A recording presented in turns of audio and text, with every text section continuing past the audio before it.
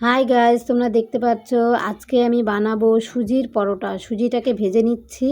যেভাবে সুজিটাকে রান্না করতে হয় সেভাবে করে নিতে হবে। এই দিকে আমি আটাগুলোকে চেলে নিয়েছি। এই আটাগুলো মাখবো। এখানে দুধ আছে, দুধও লাগবে, দুটো গোটা এলাচ আছে। এগুলো দিয়ে আমি সুজির পরোটাটা বানাবো। ঠিক আছে, তোমরা দেখো কি করে আমি সুজির পরোটাটা বানাচ্ছি। দেখো গাইজ, আমার সুজির ডোটা তৈরি হয়ে গেছে।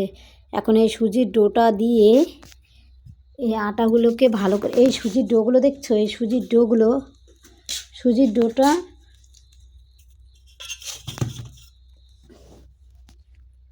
আটার মধ্যে দিয়ে মিক্সড করে ভালো করে মেখে নেব। ঠিক আছে,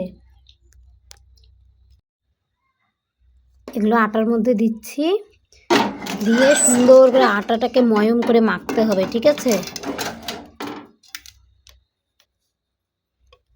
দেখলে কি এটাকে সুন্দর করে ময়ম করে মাখতে হবে। দেখো আমি সুজির ডোগুলো তৈরি করে নিয়েছি। এবার এগুলোকে বেলে ভাজবো।